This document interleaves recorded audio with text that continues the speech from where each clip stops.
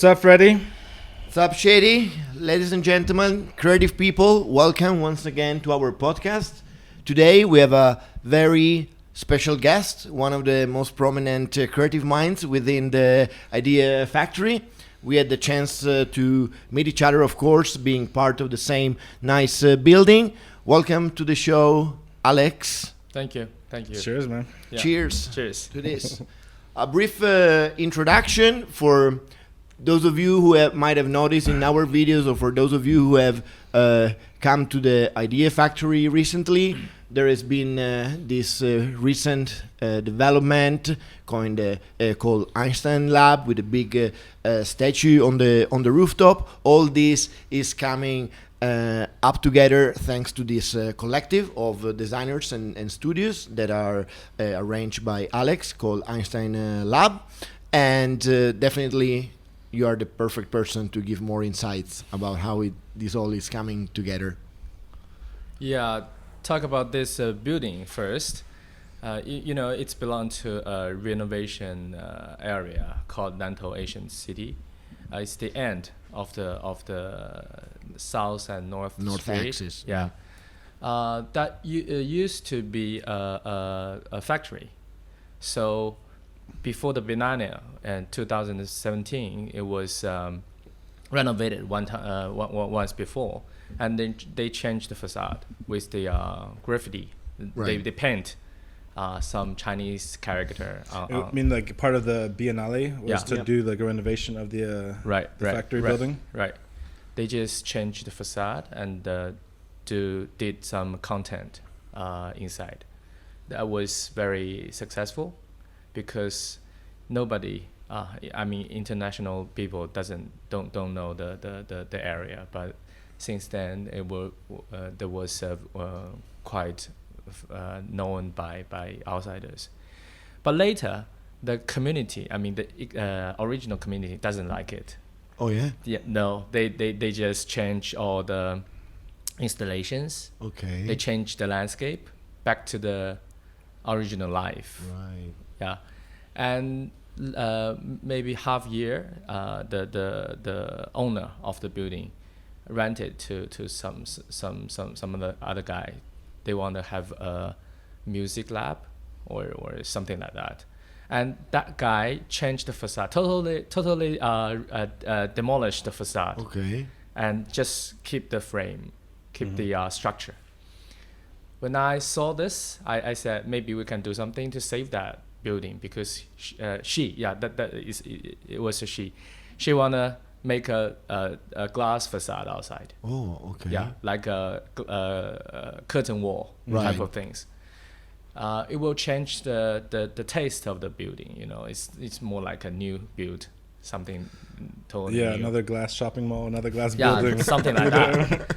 I felt that was not right because that's a part of the memory and also that part of the urban village. Right. The urban village it's somewhere people can live and work inside, and that's the first step to move to Shenzhen. That work it was not that expensive. Yeah. And you can fund the food and a very cheap apartment somewhere here. So when we trying to renovate the whole project, I tried to fund the few of that factory thing. Oh, okay. At that moment, I called Winnie Mas. Mm-hmm. I said, he just finished a project in Berlin. It's same style as the factory renovation. I asked him to help. He said that's a good idea. He can help. And at the first meeting, we have three common idea about this thing. One, the first thing is to keep the frame of the in industrial style. Okay. Maybe paint it, or just keep the concrete and steel, the outlook. Yeah. And second thing, we need to build a stair from the ground level to the top because we want to have a common ground, the playground on top of it. And the third is we try to do the facade inside to keep The circulation. Yeah, the circulation thing. One for the public space, and the other thing is for the shading. You know, it's quite hot here, and if, in the morning the sun comes from the east, and we want to create some shades with that in terms of the saving energy, and also has some good experience about the building. That three things, we had some common senses about the building, and then he worked from that point. Okay. Yeah, that's the story. That's very interesting. Yeah. Also, one thing that I discovered recently that is nice to share: the idea factory that is. It sounds nice in English. In Chinese is IF factory, because IFO is the clothing. Ifu, right? Yeah, Ifu is the Ifu. clothing, and this used to be a clothing factory. So it's also very nice, the story behind the name. Yeah, as we just mentioned, we graduate from the TU Delft. Right. You know, there was a Y factory in the architectural faculty, and I like the name with factory, because it's not that shopping center terms. It is not commercially related, No, right? Right. It's more like you can have a new idea rapidly from there. Right. Yeah, and a lot of them can be produced from there. But we don't want to copy a name. Yeah. So, you know, we do the logo like 工厂, a factory, in the initial part. And that's a coincidence, because I didn't realize the same pronunciation, if and if. But later we found out that's very, It was meant to be. It was right. Yeah. Sometimes things happen unconsciously, but they happen for a reason. That makes sense. Just happen. Oh, that's good. And back in those days, when you said that you started to have this idea and call in Winnie Maas and MVRDV, was already the area meant to be developed by Vanke together with the whole master plan, or was it just like a separate project or a separate piece that was something that entered later on? That was after the whole project's idea. All right. The whole project is more. That's an interesting story, because after the Biennale, the original people occupied the whole thing again, and it changed back to the original way very rapidly. Okay. Yeah, probably overnight. Yeah, it's changed. And the government really want to renovate the whole area, because they want an example to example of the urban village, and also they want to protect the history, because you know the city is lack of history. We said it's 40 years city. It's like a baby.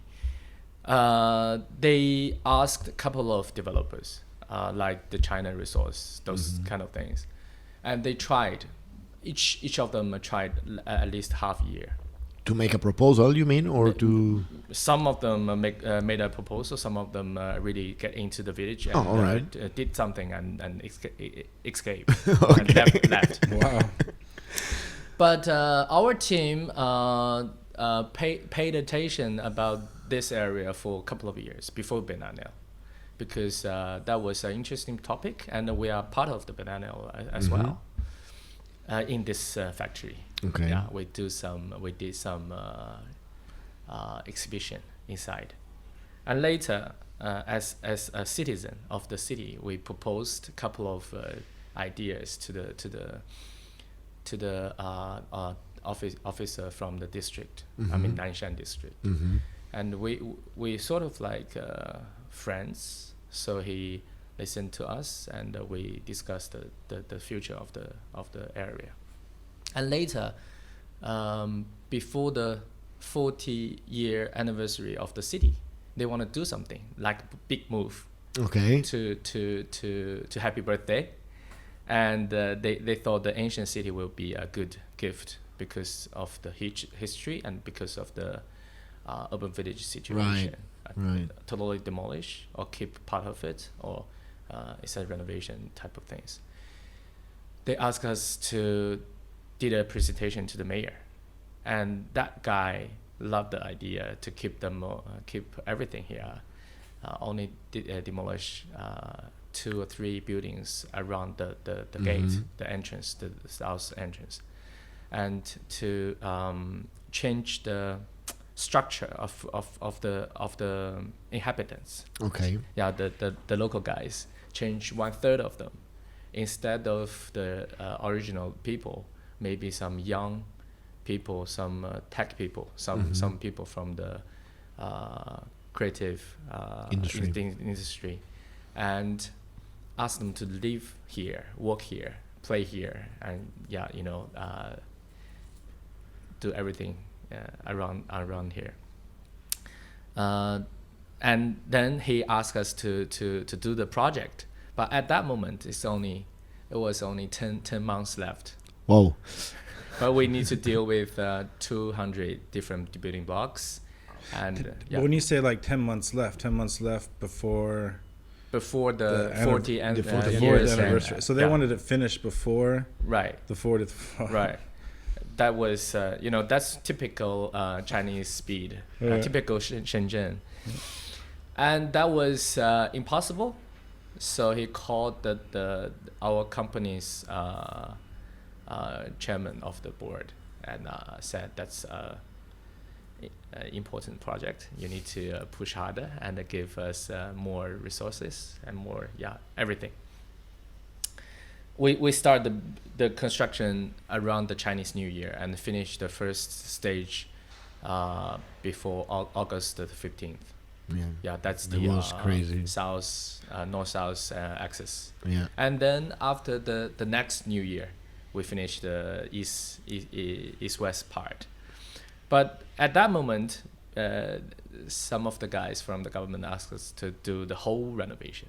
Okay. But we said we don't need to do anymore. We think that's enough. I mean, they wanted you to do other parts of every building. The whole village. Yeah. But we refused because we believe that was not right.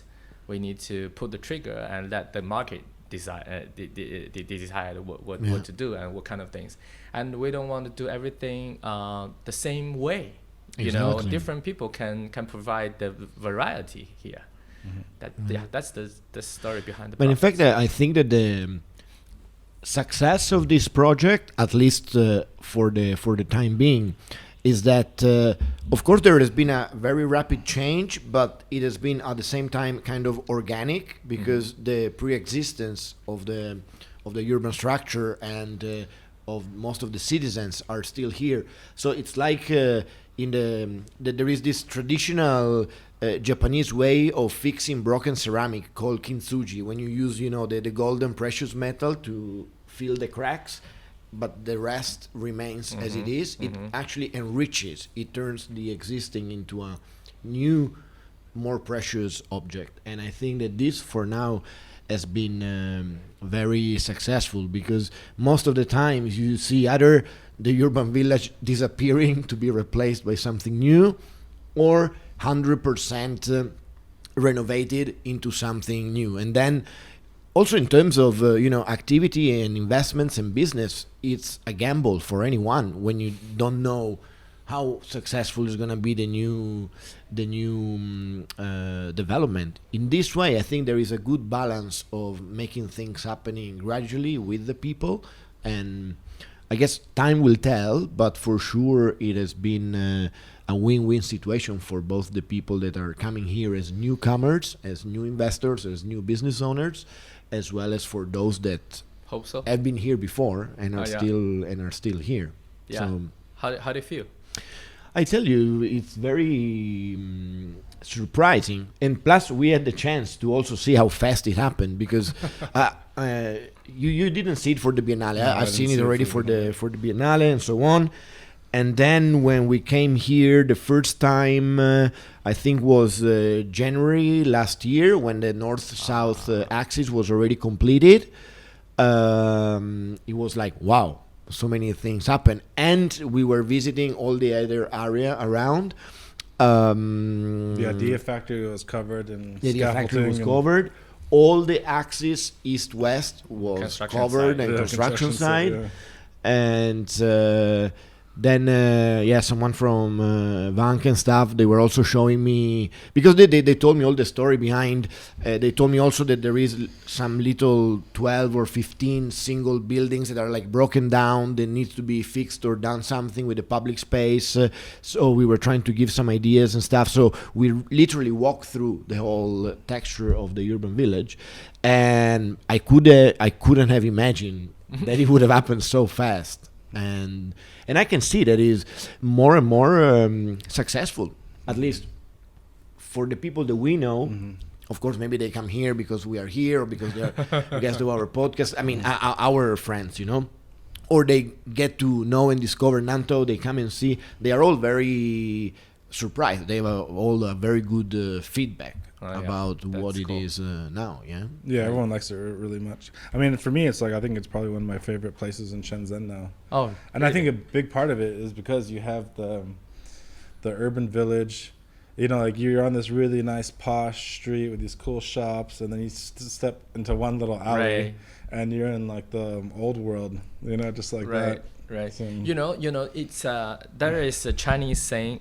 It's a science fiction called the Folded Beijing. Okay. It's more like there is one word, and it's a totally different word. It's like a folding. Mm-hmm. In the morning, in the daytime, you live in this world, and in the nighttime, it's another totally different thing. But that was science fiction. But in here, it's like a real world. It's like the truth. It's true. It's just one street. On this end, it's a word that is a totally different thing. It's literally true, because let's say around 10 o'clock, most of the things are closing in terms of shops and stuff in the north, in the two main axes. But then you start going around, the places are open there until late. There are old school people there and stuff. Yeah, no, I recently, like on the street that's right next to the South Gate, there's like a lot of like small little restaurants and stuff. So we've been going there, like eating lunch, different spots all the time. It's like we've tried all the places on the main street, but now we're like trying to discover what else is in the village. So there is a Sichuan or Hunan style spicy food. That restaurant, not that clean. It's like a dirty small shop. We love the dirty small shops. But it's delicious. Yeah, very delicious. But every dish has the same taste because the flavor. It's chilies, oil. Yeah, nice. And was it already, let's say, part of your plan, or I mean, you were happy of let's say exploiting the situation of literally move within the idea factory? You literally now are here since already a couple of months. I think you guys were the second tenants, right? We moved in first, and then you guys. We are the second, because we did it a little bit complicated. I mean, the interior thing, the first my previous office was in a place called Design Commune. Okay. That was also in Nanshan. It's in Vanke Cloud City. It's a tech area. Okay. I was the first the office there. Okay. Because during the construction side that we moved in, and we ask our friends to come in and do part of it. That was 5 years ago. Okay. So at the very beginning of this project, I told the team, because the team is growing. At that moment, it's only 10, 20, 12 people, but now it's 60. I asked them, do you want to move? Because it's 5 years already. We need to move to another new projects. I don't really expect they everybody said okay, let's move, because that's our project and we love that feeling, and maybe it's time to change.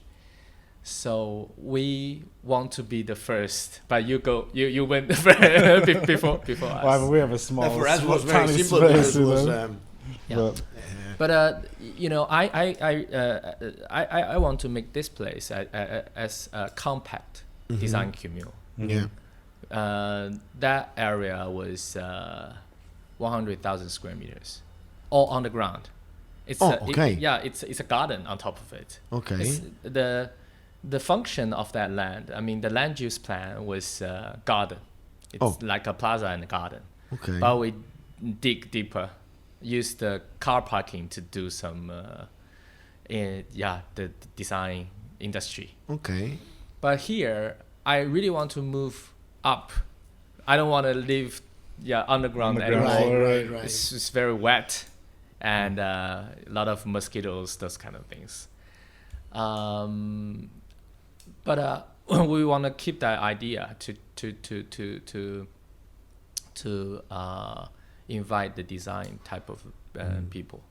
It's the same idea of invite new design creative industry people to the urban village. So that's why. But at the moment, I'm not really happy about that because part of it is still empty, and we are trying to invite more friends to come. Yeah. You guys are being very selective and picky about who comes into the building, because I think just this to have a space in Nantou where it's kind of like this hot new spot. I think a lot of people would want to have their office here, and there's not that many spaces. No, we are picky about this thing. It's not decided by the rent. Yeah, of course. But I think that this is also what makes the difference, because when this is controlled in a certain way, you build up this sense of community that makes the difference for the people working and also for the outcome that there can be, starting collaborations or things you see on our side, for example, with the video we make or what we talk about, but it can be with the exhibition space or whatever happens event. So that's what would make the difference in a place where if just someone looks at the commercial value of renting out places, it doesn't give the same value to the creative people that come inside. Because, and this I like a lot, because you feel a bit the energy of the people that are here. Everyone is trying to do nice things, or they're involved with nice stuff, and anyone that would visit the place from the building itself and the people that are in the building, you would perceive that is very creative, very articulated in that sense. That's the thing we want at the very beginning. For now it is happening a lot. And one thing is, when we start the all those shops, I have a colleague ask me what kind of shop we ask them to come in. I said there are three principles. First of all, we need to focus on the local and the Hong Kong and Macau, because officially it's said it's the starting point of Macau, Hong Kong and Shenzhen area. So we focus on that content. And second thing is, if we do restaurant, we don't do anything about the central supply. I mean all those brands. Or one of the shopping malls. Because we don't want copycats. We want to either it's a long-term history type of local restaurants. Otherwise, it's new. It's totally new. It's like an experimental thing. And the third is we keep some culture, some not only to the commercial. Like galleries or some cultural elements, because we want to like. Mixed and facing to creative people lifestyle. I think that's that works. It's working now. We are almost arrived at phase 3 of the whole development, right? There is only the last part in the middle west of the Nantou area, and then I guess, the building here in front of us, the public space. Right. This will be like government building only, right? There's no other activities in this building that is coming? Or what is the purpose of the building? As you said, it's government based, like the nursery house. Okay. Taking care of the older people, and the community service type of things. But we have two offices there. One is the renovation office. We keep on small construction things. Okay. And the other thing is there will be a little theater. Oh. Yeah, it's like a platform and theater situation. So outdoor or indoor? Half indoor, half outdoor. So as a terrace, it's like a public space. Nice. So that's one thing, and the real third phase is the outdoor of the south gate. It's underground development, because we need to dig that hole. It's 17 years old and very ancient underground things. That's so it's the area between the south gate, like the old brick fortress wall, and the street where there is all this garden and park. That is the area that you're telling me about? Yeah, that's the area. And also we want to develop the underground linked to the metro station. Okay, yes. So the fast traffic and the community center and the Asian protection type of museum. Right. That's the third phase outside the whole thing. So you're gonna dig up the park area, or you're digging underneath it? Dig underneath. That's already started, or hasn't begun yet? Still in the planning phase. We keep the park outside. Don't worry. Okay. So it's green. So you'll like keep the park and then just start digging stuff underneath it. Right. That's crazy. Right. Okay. Right. And there's probably some old things that will pop up down there. 20 years ago, they dig at that moment, and they found something. Okay. But at that moment, they don't want to make it a big voice, because you need to stop all the construction surround it. Right. So they keep that field as a grass field, the green field. So we're gonna, that's a very professional thing. We will ask the government side to do this, but we do the museum part. Yeah, whatever they found, they will be part of it. I heard one story. Someone was telling me the other day where they were digging by the south gate and they found some bowl. And they thought it was like this like ancient precious bowl, and they were like spent like hours and hours digging it. But then they finally got it out. On the back it said like microwave safe or something like that. Probably, but they found something 600 years ago. From that period. Pieces of walls and stuff. Some pottery. The stones, because they built on top of the stones. It's local stone. It's red sand rock. Those kind of things. Okay. Interesting. This is actually, we always say Shenzhen, of course, is a new city, but actually Nantou back in the days used to be part of kind of the Dongguan municipality. Was the wall how to say the walled fence already many hundreds of years ago. So then it became this area part of Shenzhen municipality in time, but is one of the probably oldest parts of the nowadays Shenzhen. There are two parts, two points. One here. The other one is in the east, Dapeng. Dapeng, yeah. Both of them are the military sites. Yeah. Actually, that site of Dapeng is kind of the reason that brought me to China. Why? because when I was back in the Netherlands, after graduation there, I started working in an office in Rotterdam, and they got involved with one of the Chinese offices that were proposing the renovation of the Dapeng Fortress. Really? For the at those days. It was the years where everything was happening because of the university games of Shenzhen University. And there was the proposal of restoring that for hosting, let's say, students and stuff. Okay. So when the Chinese studio was in the finals for the bids or whatever guanxi they had, it was my first time in China, so I didn't know exactly all the things behind. They sent me over to follow the project and stuff. Then that didn't happen because there wasn't enough time to make it kind of complete by the university. So that kind of faded away. Now they renovated and everything in a nice way, but not for the time being. No.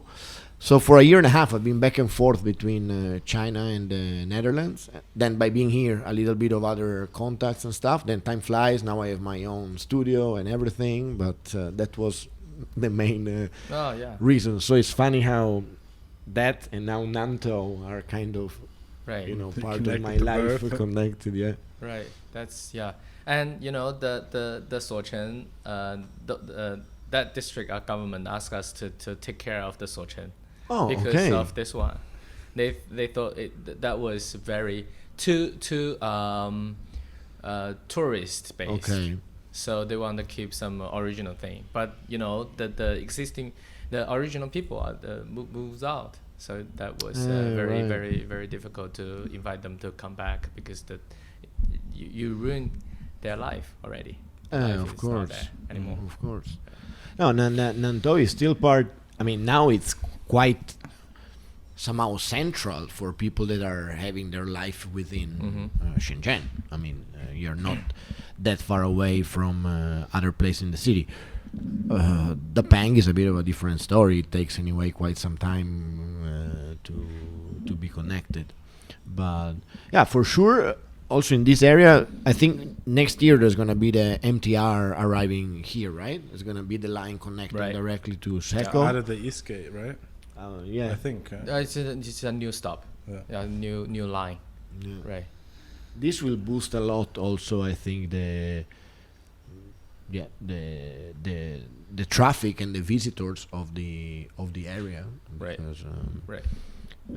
Now either you're doing something here or you would mostly come in the weekend to visit it, right? I mean, for those that are not living here, or working here, like us. But I'm sure that when also there is the transportations and stuff, maybe people that live in the surrounding or in Shekou Futian can come easily during the week for an evening, dinner or drinks and stuff. There is a very interesting thing for me because I moved here 11 years ago and some friends visit me. They came to Shenzhen and asked where to go. And I said, maybe you can go to the Deng Xiaoping, the mountain, and maybe you can go to the sea area to see the Hong Kong. It's just over there. But the thing is, when they come to the waterfront, they found that there is a park, a linear park, very long, but has nothing inside. Right. And they can just spend half an hour, take a picture, and where to go. And that's it, yeah. So Shenzhen, it's a place that people can walk, fun opportunities, but lack of interesting spots invite people to stay longer. Content. Yeah. So when we do this thing, I wanna maybe next time when a friend come visit me, I say you go there, you can find some history, and then also you can spend a half day there. You can have a coffee, meet some friend, check out some culture things. Yeah. Yeah, because last time I tell one of my friend something about this. Ask him to go to Shekou or the OCT Loft. Shekou is fine, but OCT Loft it's not that walkable. It's walkable, but it's big. Yeah, it's so spread out. Right. Yeah. There are a lot of spots. You will need to know where to go and how to go around. Right. It's for the local people. You can discover for a long time, and new things happen. But for the visitors, how they come from this point to there is no map. Or if you got a map, you cannot find it. It's all hidden in those areas. So that's also a very interesting thoughts. About the thing. And it's true. Like when people would come here, like where do you go? Like most of the time, like people you go check out it's either like OCT Loft is cool, maybe Dafan Painting Village is cool. Right. But like with Nantou, it's like Nantou is like what the loft should be, but like much more condensed, like very like as soon as you arrive, like you arrived, right? Like you walk through the gate, like boom, and then it just hits you, right? No, but also because as opposed to any other, let's say, city in Europe, let's say you would go to Paris and see the Eiffel Tower, you can still walk around it and reach, Montmartre or other places. Chinese cities, especially Shenzhen, are very expanded. So when you go to some place, you probably need at least 20, 30 minutes to go to another place by a means of transportation. So it is not just the city that you say, oh, I walk around today the city. You can walk around one district and then you go somewhere else. You don't. But like... and also, like what this place has, is what a point that you brought up earlier, is that it's the shops and the restaurants and the places here are very unique. Like you can tell people to go to Shekou and SeaWorld for like Starbucks, which is at the down the street and fucking every shopping mall in the city. And so on and so forth. This is all like big brands that you see everywhere. But here you come and it's just like like. It's all different, and special. Even like myself, that now I've been here quite some months, very often, I'm still like keen on going to try and discover new places where to eat and stuff. Is you feel like you're still in the discovery side of the place. Right. And I think the only two big brands that you have here is like Haiti and Gaga, but everything else is, which are anyway somehow locals, right? Yeah, so it's quite interesting. Yeah, Haiti is not open yet. Yeah, we watch it every day. Right. Gaga is the she the boss is she's the second restaurant open. The first one is coffee. The first one, the first one, right by the South gate. Yeah. And what is also nice of this urban village compared to others that I've been living in or visiting is that still there's a lot of green layers. There's a lot of green integrated with little, let's say, squares and trees around, which is not very common in many other urban areas. Plus, it's directly linked to all the Zhongshan Park, which I still want to discover. I know there is like a ferry park, but I think it's abandoned. I don't know if we can enter or not. I'm very curious. Can? That's a good park. Okay. Which one? The Zhongshan Park.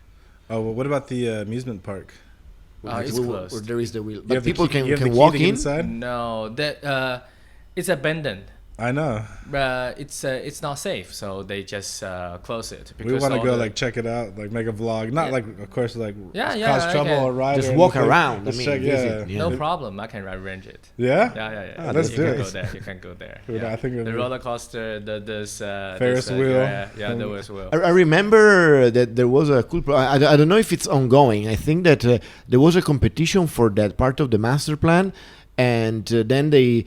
The winning proposal wanted to transform it into like a drone racing track, and then other things. Then I don't know if it is on planning or not. For now, it's just standing there. Yeah, there is some time. How to say? It's they rent it, but they have no figure to build, so it's illegal. Okay. Yeah, now it's illegal to build stuff there. Illegal to build. It belongs to the green. We have green code to preserve the mountain, the water, those kind of things. So that side belongs to the green area. Nothing can be built there. But it can be at least still a park. be an amusement park or no? No. Cannot. If you do anything, you need to actually demolish it and turn it into green. Green. Oh. Yeah. Right. So it can be only a public green space. Right. Yeah. Yeah. Well, still. Yeah, because I mean, I like to like look out the window or the side here, and then you see the It's little. a nice iconic piece of pre-existence. But It's quite old-fashioned. Yeah, it's totally old-fashioned. That's why I mean that's another reason why I like about it. But I'm sure that I'm sure that for the people that have been in Shenzhen long time, or the people that grew up here, that is like a memory of what the future could have been. Because I think that now I start to meet people that are really born in Shenzhen, because now they are, under 20, 25 years old. Right. When I arrived here, maybe they were 12. I was not meeting young kids. Right. Now that I'm older, they are older, I start to meet them, and so on. And I can imagine that when they were 6 or 7 years old, this was very popular park, right? Well, there was the girl that came to visit us recently. Yeah. Like she was telling us like this is the. She's from my office, right? Yeah. No. Yeah. But though who used to go there as a kid. Yeah. And to go to this park, like her family used to take her to this little amusement park when she was a little girl. And so she has like memories of going there, and this like, there was no like Windows of the World or Happy Valley at the time. This was like the local spot to go. So she has like fond memories of that little amusement park. Right. So in terms of the keeping the memories, we need to reopen it. Right. It's like an old school time come back. Do something with it. I mean, it's or even find a way to, it could be like turn into a iconic statue, and maybe we make plants grow on top. I don't know. You do something. I would love to just walk just to see it, see what it is. You can let me try to arrange it. Okay. There is another amusement park. It's in Xiaomi Lake. It's nearby the urban building bureau. Right. That was temporary use 20 years ago. Yeah, it has the roller coaster on the water, right? Right. Yeah. That's the same thing. Style, Just keep it, and maybe new plantation come all over, and to keep it as a part of the memory of the city. Yeah, it's cool. I love seeing the roller coaster on the water, even though it's not operational. It's just something, at least it's something different, in the skyline. Right. There's a way, like, to give importance of the pre-existence, but find the extra layer.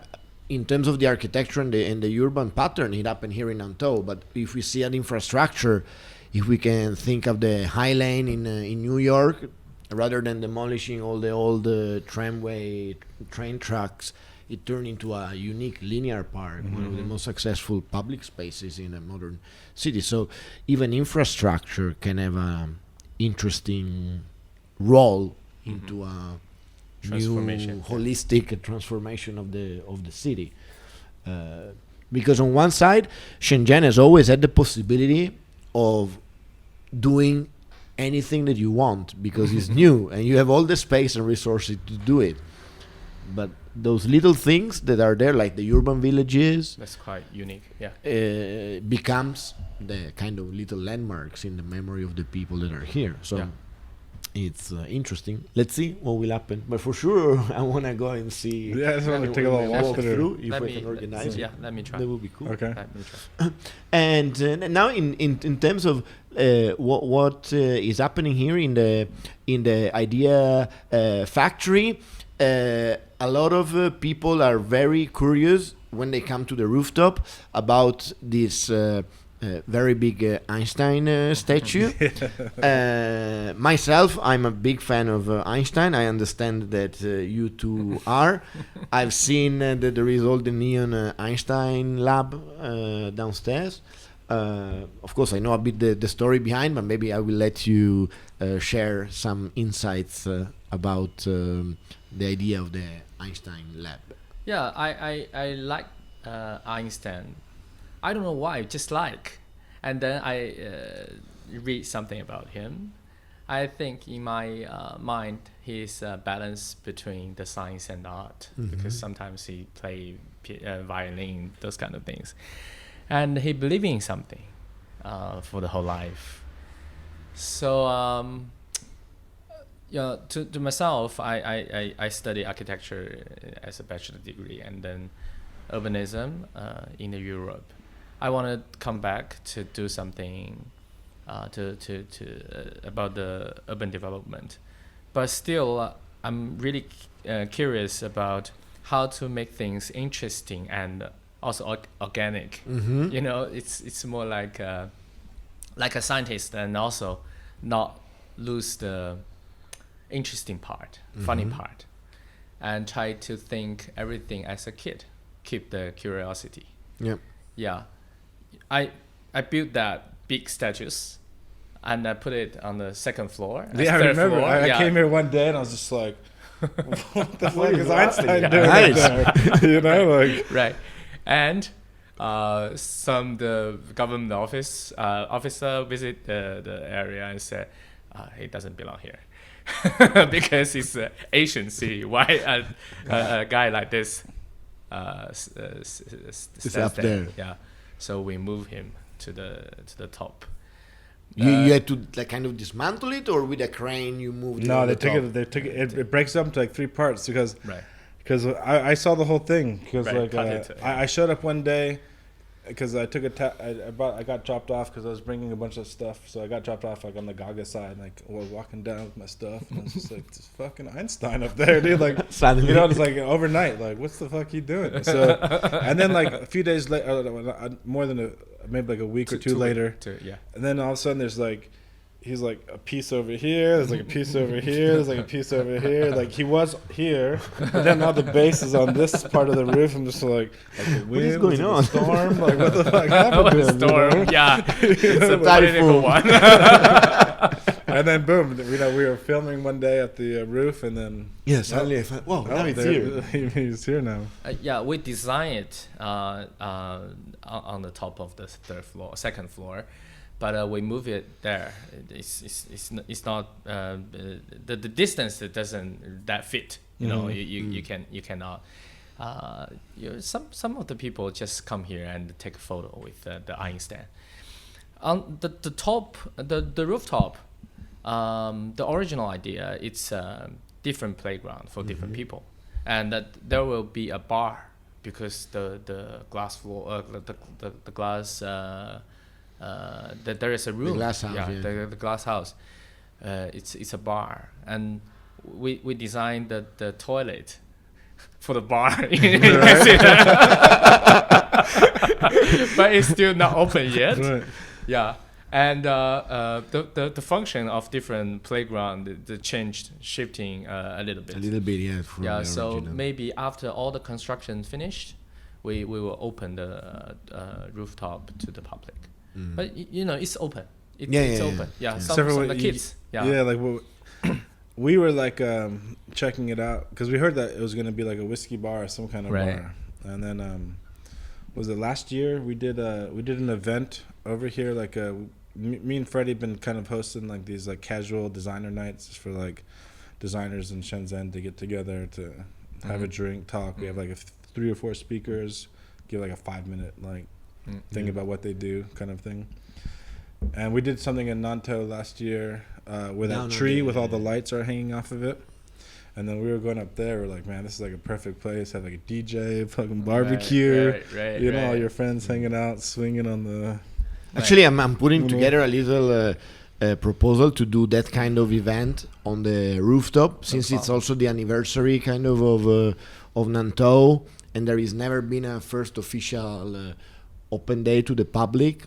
I thought it could be nice to have, like we did there. We have some 5-6 speakers that talks about Nantou or the Idea Factory during the afternoon, and some people that can give a tour either of the building or Nantou. Like Anson was doing the tour of the city at that time. And the guy from MVRDV came for it. Yeah, for the last one, Smith. for the one we did last year.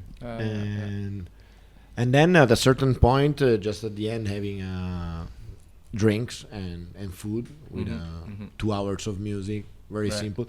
And what it was very beautiful last time is that there were not only, let's say, the community of designers. We had about 80 people like coming from the, let's say, design community, people that had never been in Nantou before. But then, you know, when it started to be the music and the food, the locals were there, you know, the old men and ladies. The construction site guy was like dancing with the and the workers, because the workers had to stop to make noise at 6:30 and 7. They were also there drinking. So it was a total mix of, you know, the foreigners, designer people, kids, old people, locals. It was very beautiful. This can happen. Yeah, it was like the tourists, the designers. It was like what Nantou is. You know, like there. That what Nantou is. It's totally mixed community. Yeah.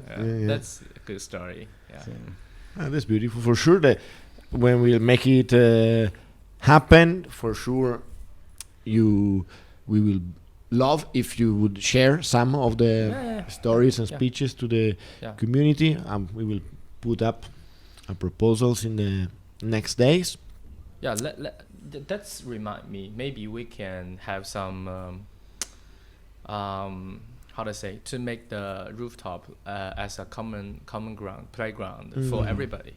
If you want to not rent, but use part of it or the entire thing, you can bring food, wine, those kind of things. You take care of the expense, but we make that place as really public place, not only like top of the building, and you know, some of the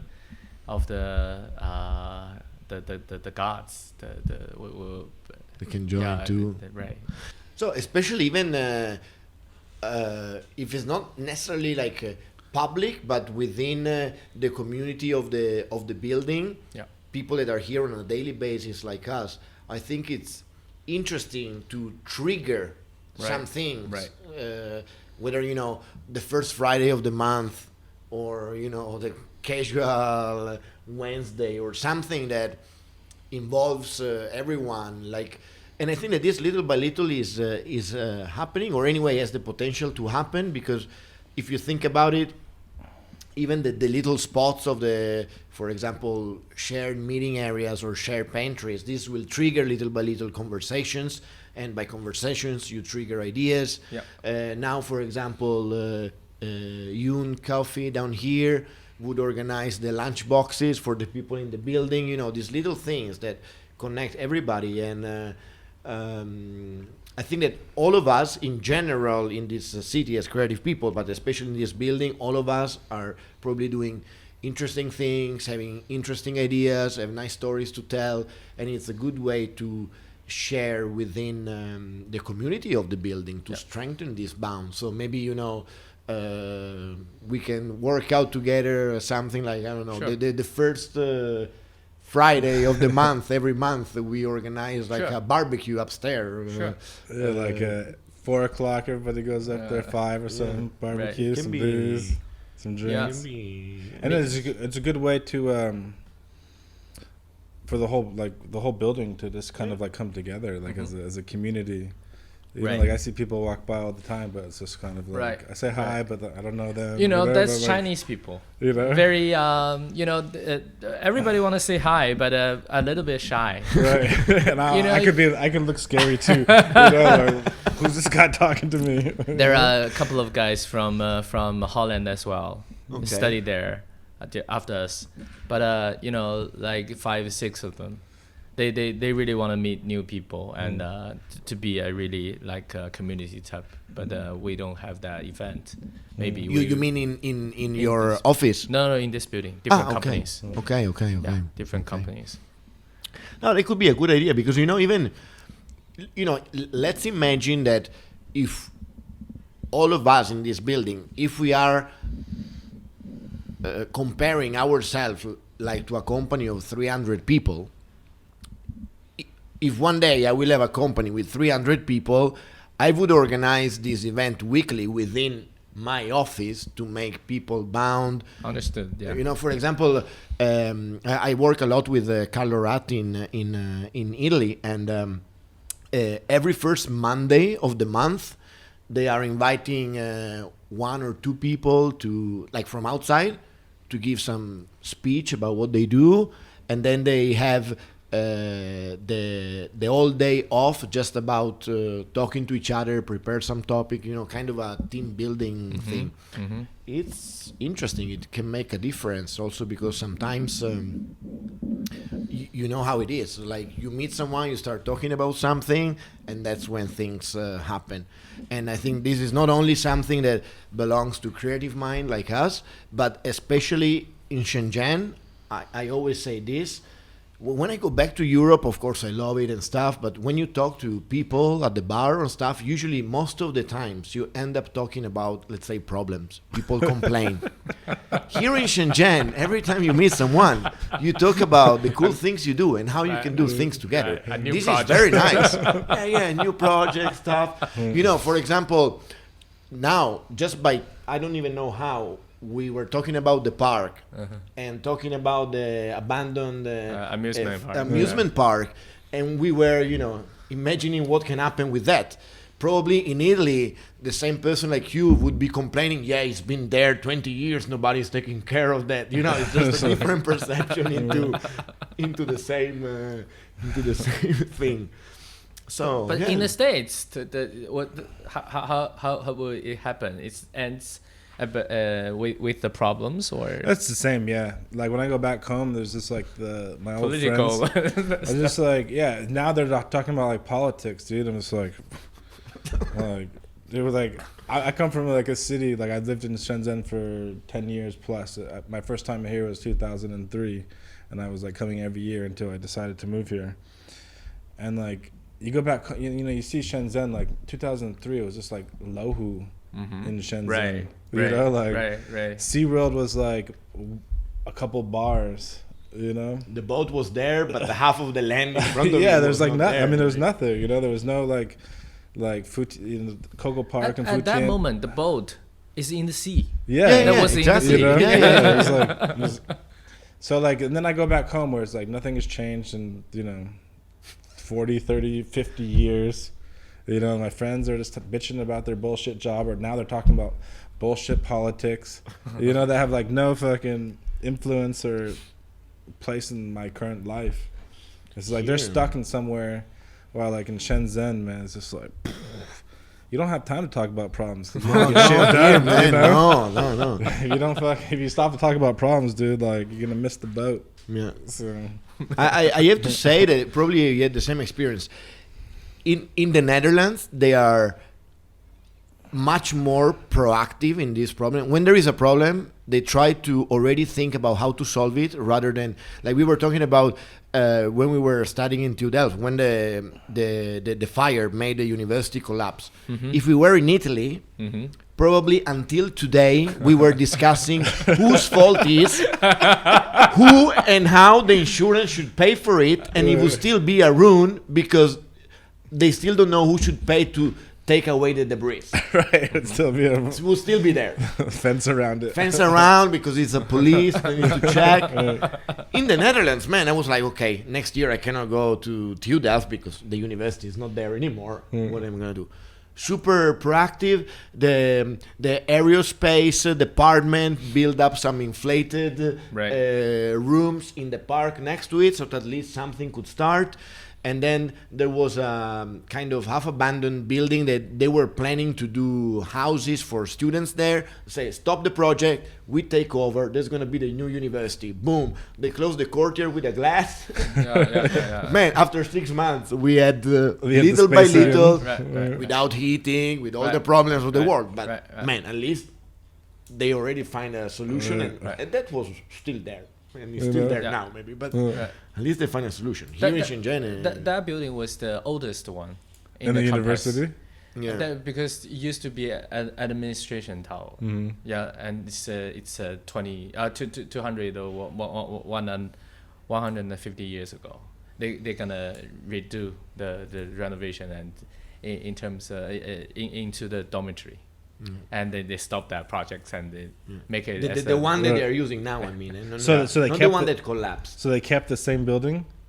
Like the one that collapsed. Yeah, I get that. I get literally that. Gone. The one that they're going to be a dormitory. Yeah, it looks like from Harry Potter style the building. You know, it's like very Victoria. Yeah. Very old school. And they stopped the renovation. Say, okay, it's not going to be dormitories anymore. We need it for the architecture, for like design. So little by little they started, and in a very Dutch clever way. I mean, I like the reason why also I wanted to study there, because I like this approach of nice strong contrast and integrations at the same time between old and new. So same designer as this one. Yeah, Winnie Mas, the same designer. Oh, for the MVRDV. Yeah, MVRDV. Yeah. I have to say one thing. I have to say it. Like MVRDV, they do like these crazy work, right? Like I've looked at their work all over the world, and it's just kind of like these far out buildings. When I first saw the Idea Factory, like, because we came here first, it was like all covered in scaffolding and stuff, you couldn't see what was happening. And they opened it, and I thought, like, I wasn't sure if it was like finished or not finished or like what it was, because I know like MVRDV's work is just like kind of like boxes floating into the sky, like very colorful, like kind of wild architecture. Right. And I was just kind of like, I remember they asked me about Freddy. Yeah, I asked, we were there together. Yeah, that is the point. It's all painted to make it look for the volume. And he didn't. Well, of course, I'm an architect. I said, yeah, it's finished. I said, are you sure? I said, man, come on. Yeah, of course. I mean, it's painted. This is the purpose, But at that point, it didn't have the extrusion, right? Where the stairwells turned around. And like nothing was finished. I mean, literally, it was like empty. It was like concrete. There was like workers all throughout the building. There's no staircase. I mean, it was. But then after like I kind of like saw like the things coming together and actually like the plan finished, I really liked it. Yeah. For like my first like gut reaction, of like, and especially like from like when you're seeing like Nantou, right? There's all these cool restaurants and cool facades on the buildings, and then here it's just like, like is it really like is it done? You know what? In the design phase, he made a lot of staircases outside. Yeah, I saw on the post you guys. I think it was a post you guys made. There's like it made a lot of things. There's crazy just come ones. out and you can go up the like this and link all the circulation all together. And I told him, it's too much. Let's do less. There is not a lot. Yeah, you let me think to make the building as a raw factory type of building. And only one element go through to the top and make it pure, and make the staircase as a stairway inside of the urban village. All the reflection, the lights, those kind of things, and he accepted. He wanna build a stair outside the building in the plaza. Go straight up. Go straight up. I said, you need to touch every floor. Otherwise, it doesn't work. That doesn't function. No, it's true. But actually, I like a lot the surprise effect that, when you arrive from the street, you see this raw building, and there is this, what I call the nipple, this balcony coming out, right? And, in the beginning, you might not understand what it is, or it might look, of course, contrast with the rest. But I think that it's very beautiful that when you arrive inside, because now we can enter only on that side, so in the future there will be also the entrance there.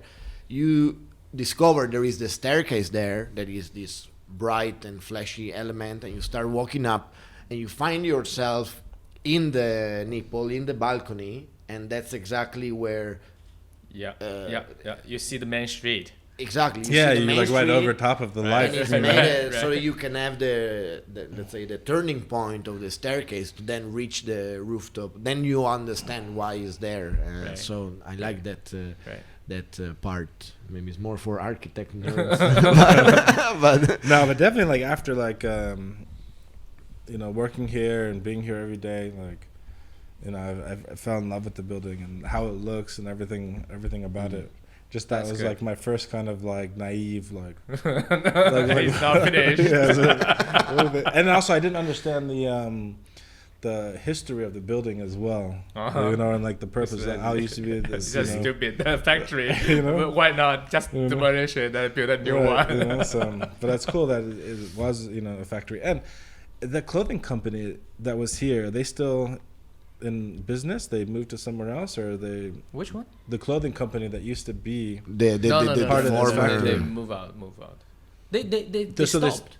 So the business closed totally. Right. Okay. That's really a real period thing, because they get the demands abroad, and they made all the clothes, shoes, those kind of things, and it's totally moved to the Dongguan. Because Shenzhen, the land is expensive, and a lot of tech firms, so the industry upgrade, and all those manufacturing things move outside of the city. Right. They move to Dongguan. Yeah. So these guys moved to Dongguan too, or they move. Part of the factory moved. Okay. Yeah, but they become smaller. Right. Yeah. You guys have any of like clothes, like the original clothes that came out of here, like for like maybe historical context or something? Yeah, that's cool. Well, what would be nice? Frame some nice shirt. Like this was like make a small room, like 20 square meters, full of the. We have that little gallery here on the third floor, with like the New York posters with the.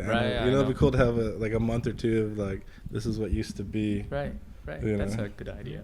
Or like go to them to ask, that maybe, I don't know, every month or every some time, the creative people in the building, they design some T-shirt, like, I don't know, limited edition, 100 pieces, 500 pieces, and we use a little corner of the Idea Factory to make the T-shirt with that company that used to make clothes here, and then can be like a IP shop. Idea Factory brand, by the former clothing company. Can be cool. Well, another project to talk about. We definitely need to organize a barbecue to have more time to talk all together. Every month you got a new thing. We will do it. No, that's great. A lot of ideas and nice thoughts from the podcast and from the. So what's your the future for you? Like, what's anything you can talk about that's like coming up or exciting, and like how much are you still involved with, like your day-to-day work is focused on like Nantou and the stuff that's happening here, or is it mostly based on like other, projects that are 10%. 10%. 10% is still in Nantou. Right. I every month I visit different shops, the new one and the old one. Talk to the boss and see what's the problem and how we solve it, or how to upgrade or change their menu. Those kind of things. You mean like the shops here on the streets and stuff. Still, and some of the new hotels. New content open, and every year we do some cultural events. We do some of the things, and it's the second floor. I have a small department to do exhibition. So we do the content management. You mean the one where there is the table? The name of the okay. Yeah, okay. It's a girl who arranged it. Is that the You mean the music exhibition on the second floor or something else? It's more like architecture and urban design, urban development type of exhibition. Yeah, it will be open in 1 month. Okay. Yeah. I work half of my time in Shenzhen, so a couple of new projects. It's in the planning phase. One of it is very interesting, called Zhongyinjie. That's a border of Shenzhen and Hong Kong for nearly 100 years. Okay. There's a street. One side of the street is Shenzhen, and the other side is Hong Kong. Wow. But at this moment, it's blocked because of the pandemic. Okay. Yeah, the pandemic thing. But before the opening policy, the street is one side and the other side, different policies. It's in the Luohu area? It's in Yantian. Yeah, okay. Oh, okay. Yeah, that one. Okay. And by the harbor, okay. Yeah, there are seven border, seven, how to say the border crossing. The signs, the border signs. Ah, okay. Yeah, made by British government. Right. The stone on the surface said when it was 1902. Okay. They put the sign here. Right. That's the border of China and Britain. Okay. So that's a street I'm working on. Wow, it's beautiful. Yeah, and the street is by the sea. Mm-hmm. The waterfront is very beautiful. Wow. Even beautiful than Shekou. I can imagine. Yeah, the east part of Shenzhen is more nature, very very interesting thing. So that's one of my project. And that little spot, like, have, obviously that you can't just step over from Shenzhen to Hong Kong without like gone through. You can. Security and stuff like that. No, on that street you can. On that, so like, if you're on the Shenzhen, so it's like a little community, like a village. Yeah, like that used to be a same village, mm-hmm. and then the two government just cut it in half, right? So the older brother is here, and the younger brother is here. That's two different country. Wow, right. Crazy. Yeah. And this border is like the western and the eastern Berlin type of things. Yeah. But this border, it's very peaceful. Mm-hmm. Only one people die because of the conflict. Oh, okay. Yeah. So that's very interesting. Like the Korean situation, there is it's border like 50 kilometers wide. Mm-hmm. After all these years, there is tigers. There are tigers in the nature. The things. It is one of the most rich animal areas in the world. Where? The border between North Korea and South Korea, there is like 15 kilometers wide no man's land that nobody can go. It's the richest area in terms of animals. It's crazy, man. Right. And the Berlin Wall is, the story. Before 1990, it's full of conflict and death and those kind of. But this street, it's like a shopping street. See, thinks about solution. Okay, make business. Very interesting thing. You go there. There is a wall, a temporary wall.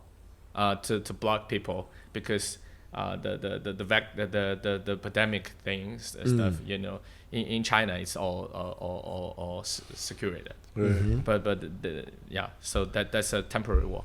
Before that there is no wall at all. Okay. It's just a street, and the street is very narrow. It's like 7-9 meters wide. Right. And two different sides, two different policies. Crazy. Yeah, that's an interesting story. So you're like renovating the area in terms of architecture and functions. Yeah, and, like, that's strategic. one part, and the other part it's how to help the government to make the two sides to collaborate. Right. Hong Kong and Shenzhen. 1 or 2 years ago, the Hong Kong situation is not that good. So right. It's more like. Interesting experiment. Yeah.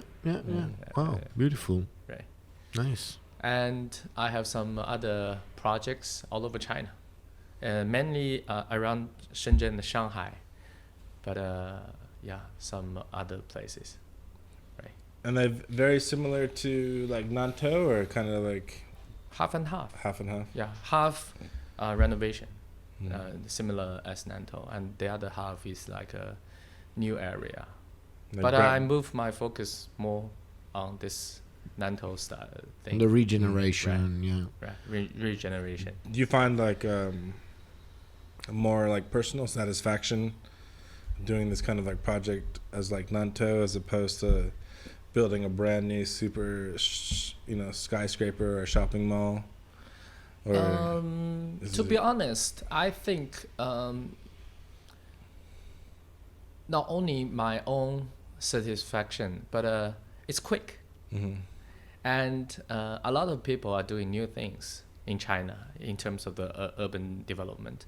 I think I want to try this area, this type of things, because we need to face to the existing old. It's much more sustainable to recover and regenerate the existing rather than build down and build everything new. I mean, right. Otherwise, you just build Luohu and build Futian and build Nanshan and all the way to the west. Nowhere to go. No, I totally agree.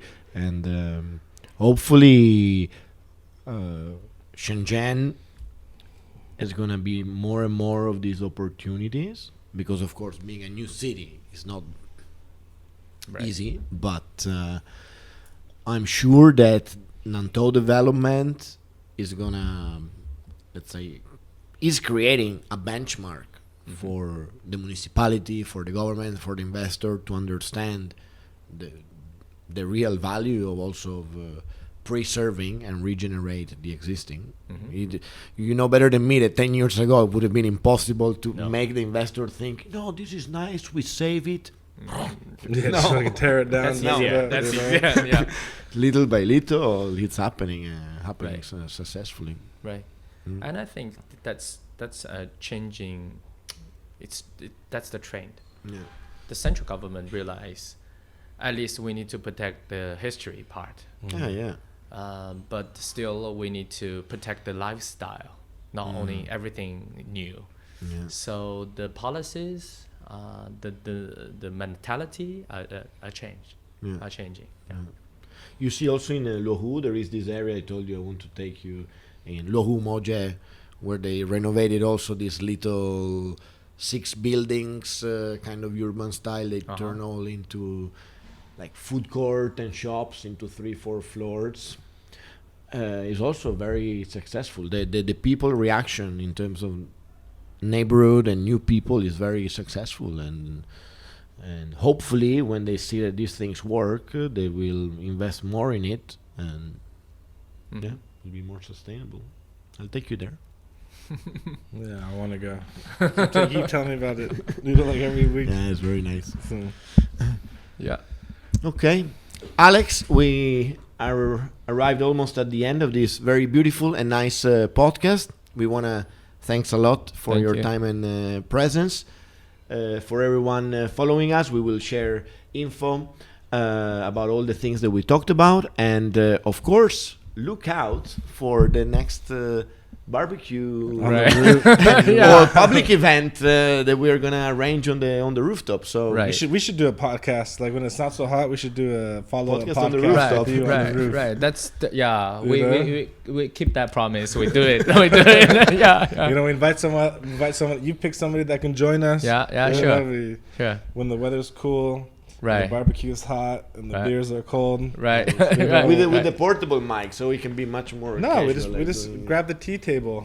Oh, we set it up there. You know. So, nice. Yeah. Okay. Good one. All right. Yeah. Shady. Yeah, Freddie, Alex. Signing out. Cheers. Thanks for being here. Cheers. All right, ladies and gentlemen, we're out.